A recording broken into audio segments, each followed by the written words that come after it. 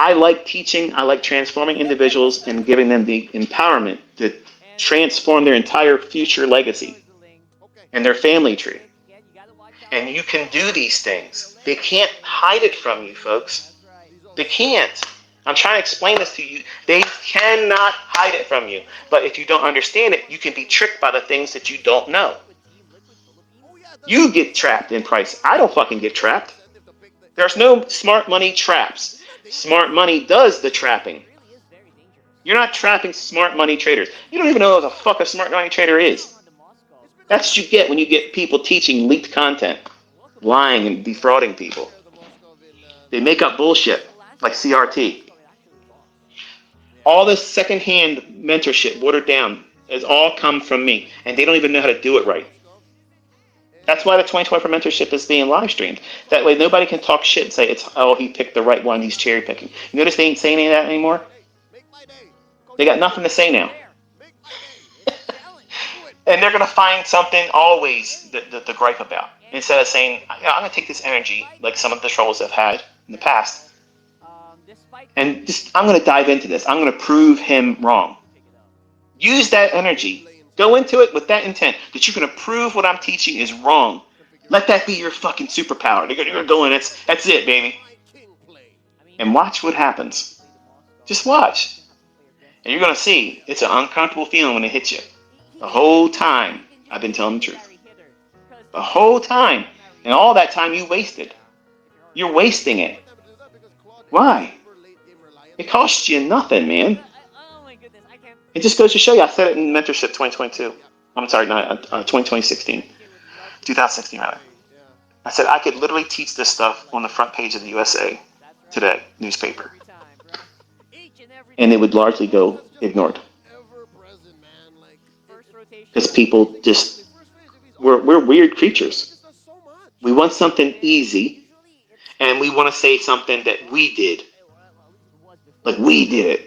I figured it out. I did this. I did that.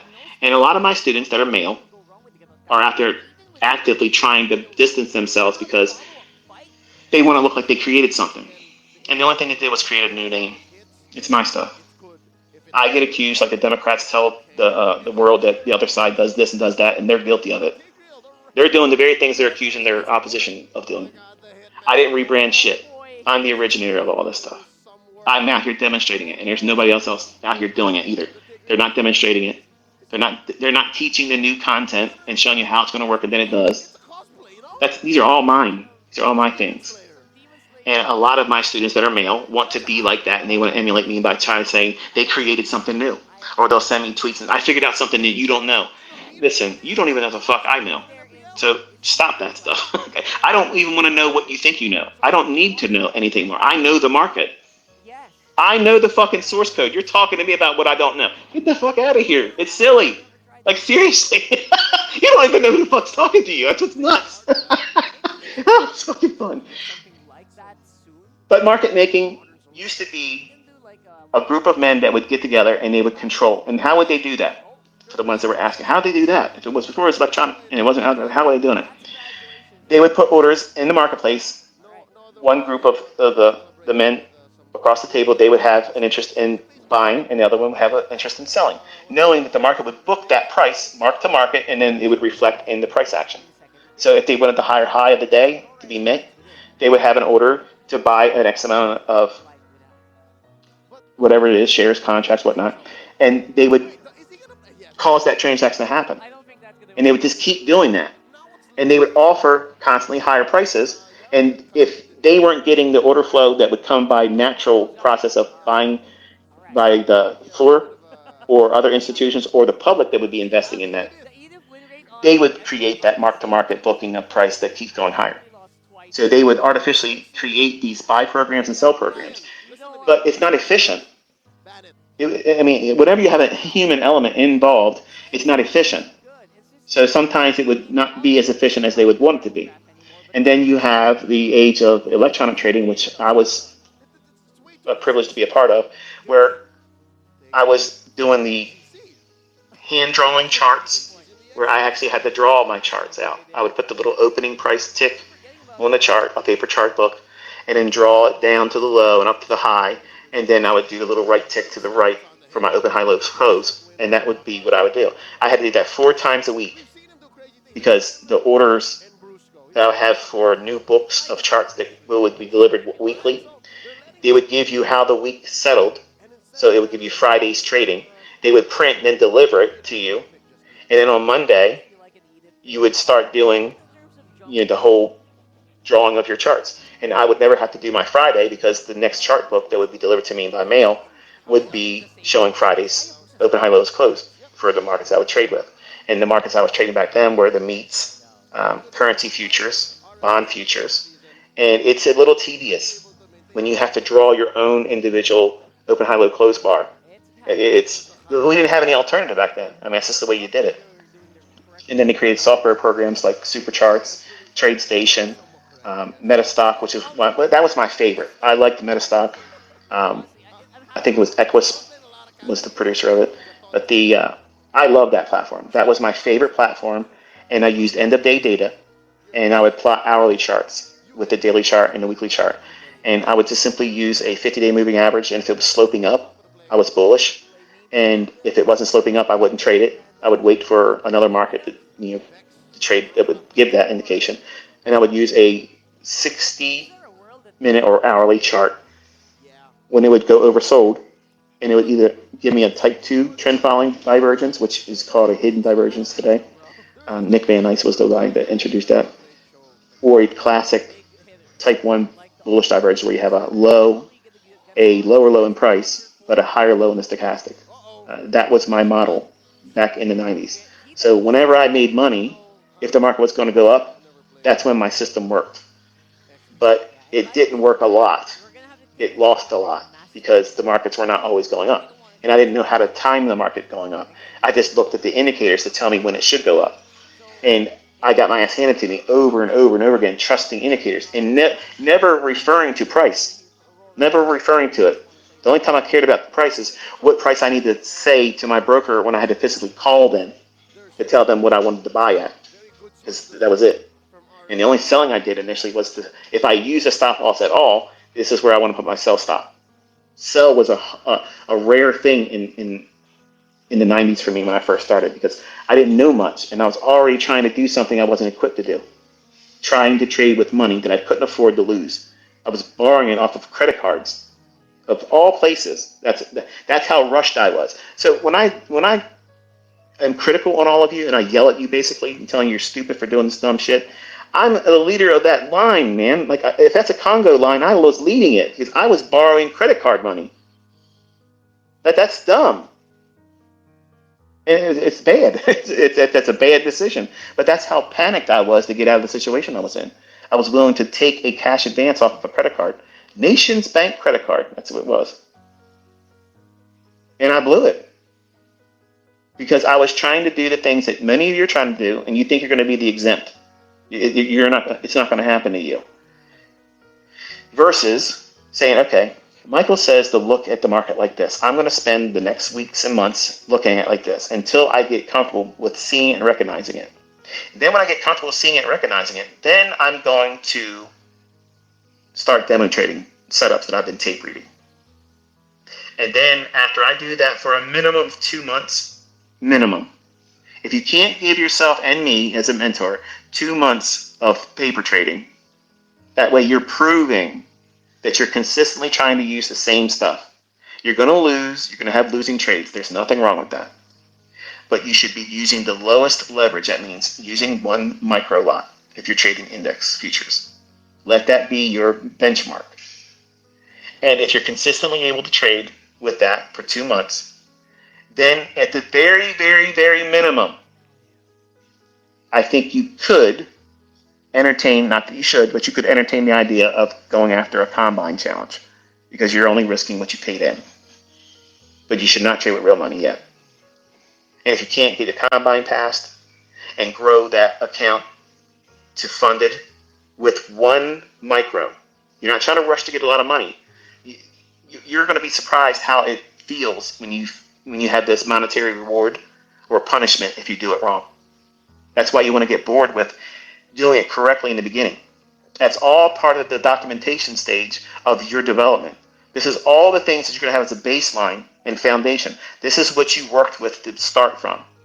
And if you don't record all that, you won't be able to measure your advancement in your understanding and your progress. And you will feel so much better a year later, 12 months from the time you start, and 12 months later, and you look back at what you journaled and how you thought about price and the silly little times that you were worrying about things that were not even all that impactful, and all the energy and the time that you wasted worrying about the things that are not even important, that could have been used to focus on the positive stuff. And how you think about price back then versus how you think about it 12 months later, you're a new person. You'll be confident. You'll be detail-oriented. You won't be in a rush to get into a trade, and you'll feel comfortable. If you want to take a day off to do something and not trade, you're not missing anything. That's the wonderful feeling.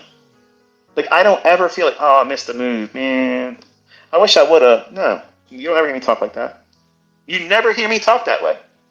Because I know what I can do every single day. And I know when the big days are coming. I know when the big runs are going to occur, higher and lower. I know all those things. So because I know them, I know they're not an everyday instance, whereas you don't know when they're going to occur, so you naturally assume what? Every day could potentially be one of those big days.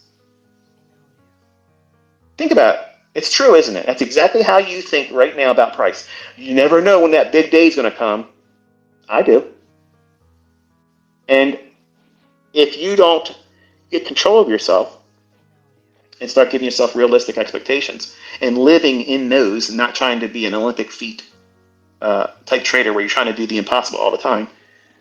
Some of you young men are trying to impress me with what you think you figured out instead of just show me what you've learned and learned it correctly. That's what would impress me. I think what you're trying to do is you're trying to distract and lie to me and lie to yourself and anybody else reading your tweets that you are doing far better than you actually really are. And I mean that with love. I'm not trying to be, derogatory or try to talk you down. I'm telling you, there's only a few of you that do it. But I'm quite certain you're doing that because you're compensating for something. So instead of telling me what you think you discovered, show me what you've been doing with what you learned. And if you're not consistently able to do that, I'm not impressed with anything else. Because that means you haven't done the work. That means you haven't been putting yourself in front of the charts, tape reading, studying, back testing, and then never making it to the point where you could be demo trading with a purpose, not just guessing. Like you should, if you're going to employ a demo account, you should be at least comfortable with knowing that you're not rushing to get into something just to prove something. It's going to be, I'm doing this because I see the setup, I see where the risk is, I see where the profit is. The range is affording me enough to warrant the risk, and it's at the time of day where it should behave this way. So I'm going to engage it and trade it based on those rules, and then take it down, and then journal it all up, mark it up, and document it, and put it in your journal. Next day, and you keep doing it.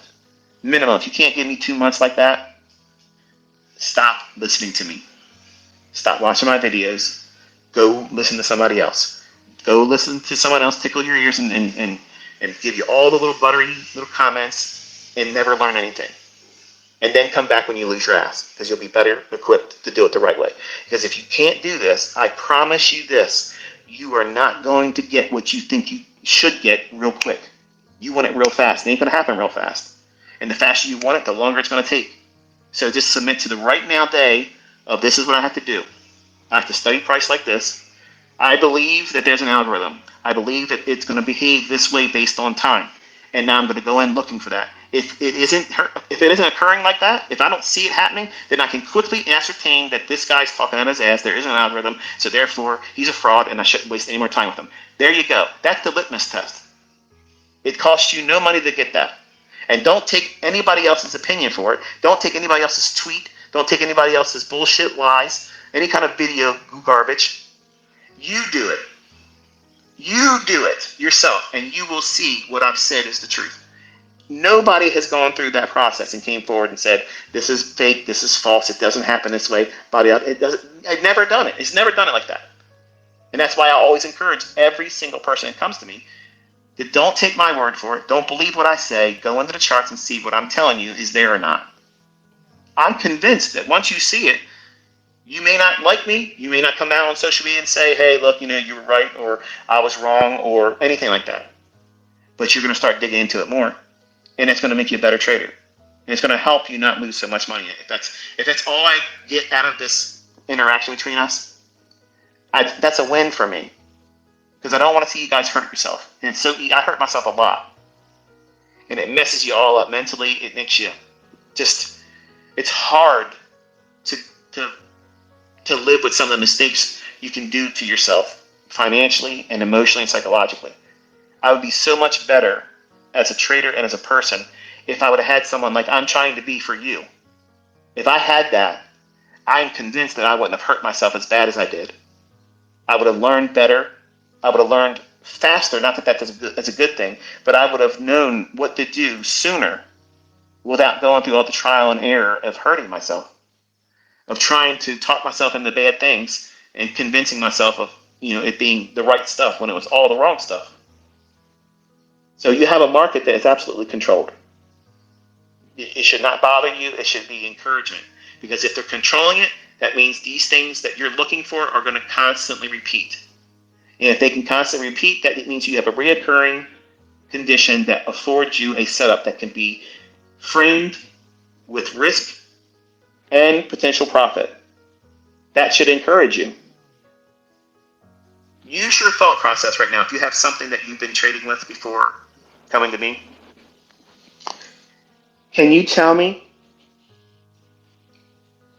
if it's going to be the morning session or the afternoon session that your trade's going to form in with your school of thought, and what time it's going to form?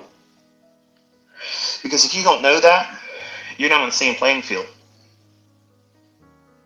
You're not even in the same zip code as me. If you can't tell me if you know where the market's going to go, higher or lower, more than 300 handles, up or down, you're not on the same playing field as me.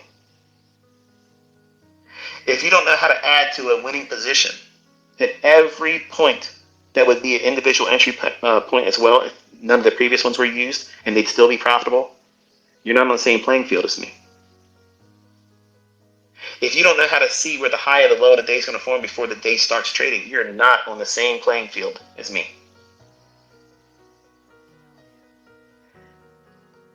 All of you have opportunities to improve on. Some of you have a whole lot more opportunity because you have next to nothing in terms of understanding. Others, you have these things that you've held on to, and because you probably have made a little bit of money in the past, you think, and you've married the vein, thinking that this is the panacea, be all end all, and it beats everything else because you've made a little bit of money with it. But you're not so confident with it that you're going to go out there and say, let's see what mine does against yours. And I've only done that not to be a dick, not to be a troublemaker. Well, maybe I did do that to be a troublemaker. It's not meant to be vicious. It's to open the eyes of everyone else, because teams exist in trading. Tribes exist in trading. And some of you like to make it ICT tribe, or team ICT. Each one of you is a one-man army. I don't need any of you to defend me. I don't want you doing that. And I have created these scenarios where people can step forward and present what they believe is good in the marketplace versus what I'm telling you and proving. And nothing's going to come close. The reason why that doesn't happen is largely because they don't know how to trade well. So they don't want to showcase that. Two, when I do outshine that and prove that this is the superior perspective on the market, it's going to mar them for life. It's going to hurt them, and they're trying to spare themselves of that. Just like in the beginning when you do all the wrong things, when you're watching price and impulsively say, oh, it's going to go up from here, and it doesn't, and you just quickly discount it. It's the same thing. They're putting blinders on. And that's unfortunate because you're holding yourself back.